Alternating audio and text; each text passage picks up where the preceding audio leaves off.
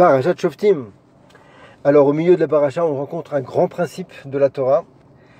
C'est marqué Tamim Tiyeh Aim Hashem Elokecha. Il faut toujours être simple avec Akadosh Baruch Hu. Rachid expliquait que Italer Ribo Betmimut, aller avec lui avec simplicité, ne pas protester.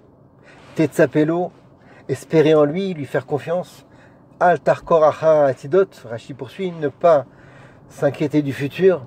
Et là, Kol Ma Sheyavu Alecha, simplement tout ce qui vient dans ta vie, même les pires épreuves, lo alenu, on ne les souhaite pas, Kibel, Kabel, Bet Tmimut, il faut les prendre comme elles viennent, avec Tmimut, avec Emouna.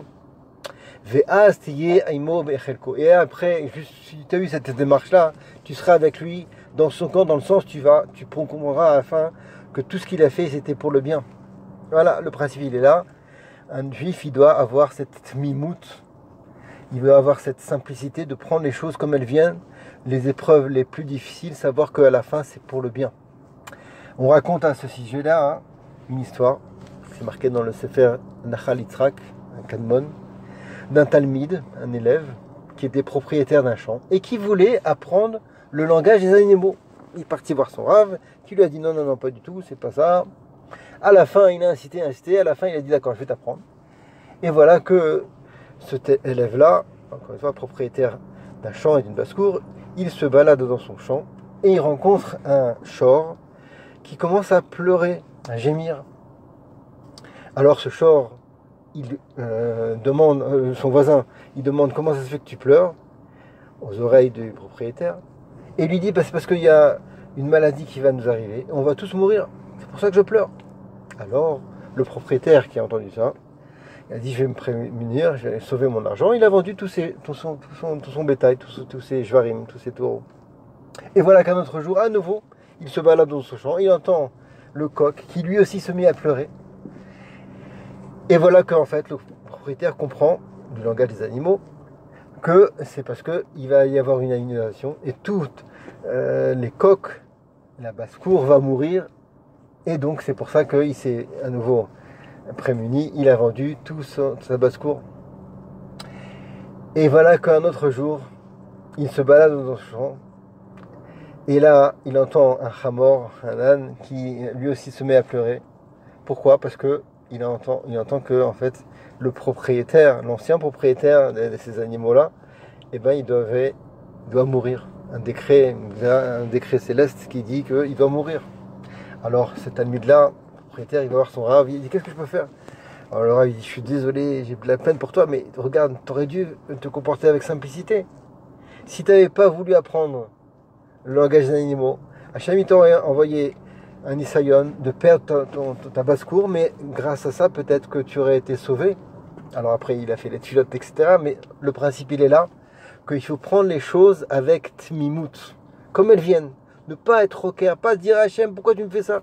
Non, des fois on est pauvre, Dafka c'est bien pour nous parce que grâce à cette pauvreté, on n'a pas d'autres de xérode de santé, de mort, chas v'shalom. Et ça c'est un grand principe qu'on doit acquérir avant Rosh Hashanah, savoir que prendre les choses avec Tmimut. Et à ce sujet-là, le rabbi de Hafta, il dit que il se comporte toujours avec nous comme ce que nous on se comporte avec les hommes, ou plus généralement même avec lui, avec un grand L. Ça c'est un grand principe pour Rosh Hashanah.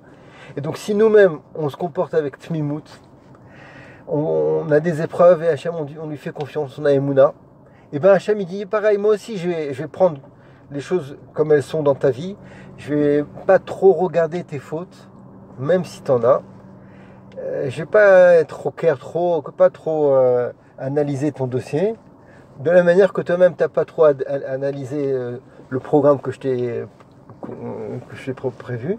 Ben moi aussi, je vais te faire un programme simple, même si Bémet n'est pas super propre. C'est un grand principe pour Rosh Hashanah.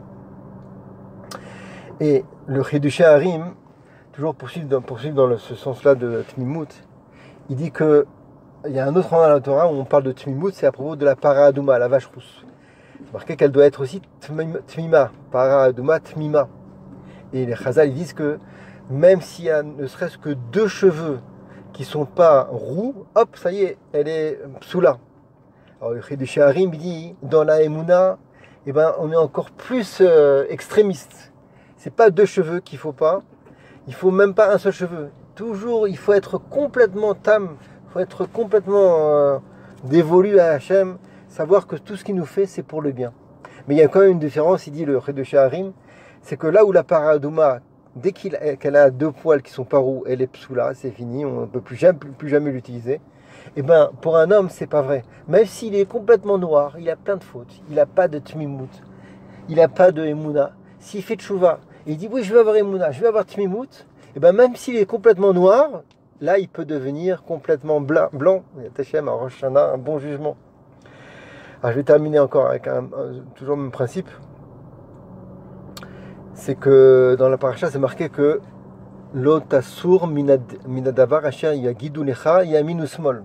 Il faut écouter les chachamim, ne pas s'en séparer, de la droite ou de la gauche. Et Rachid expliquait ce que le Chazali explique, dans le Midrash, que même si un Rav dit que ta droite c'est ta gauche et ta gauche c'est ta droite, eh ben il faut lui faire confiance. Quand Shekel a plus forte raison s'il dit la droite c'est la droite, la gauche.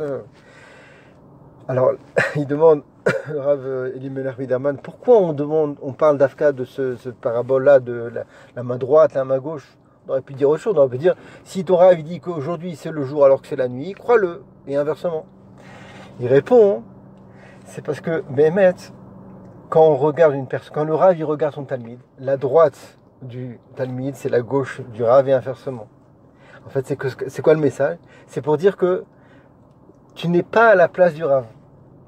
Toi, tu crois que ta droite, c'est ta droite, mais si tu te mets à la place du Rav, en fait, ta droite, c'est sa gauche. Enfin, le principe, il est là, c'est que il ne faut pas oublier que chacun doit avoir sa place. Le Rav, il a sa place, il a des choses que toi, tu ne vois pas, et même si tu as l'impression que c'est complètement faux, droite-gauche, eh ben, sache-le, il a plus d'expérience que toi, il a plus de Torah, il a plus d'ancienneté, et donc il faut lui faire confiance. Évidemment, le machal il se poursuit par rapport à Gourou, lui il est beaucoup plus grand, on ne peut même pas comparer avec nous. Tout ce qu'il nous fait, même si c'est complètement tordu, droite-gauche, et ben avoir cette mimoute qui est le propre d'un juif, et grâce à ça, Tachem, on aura un bon jugement à Rosh Hashanah. Shabbat Shalom.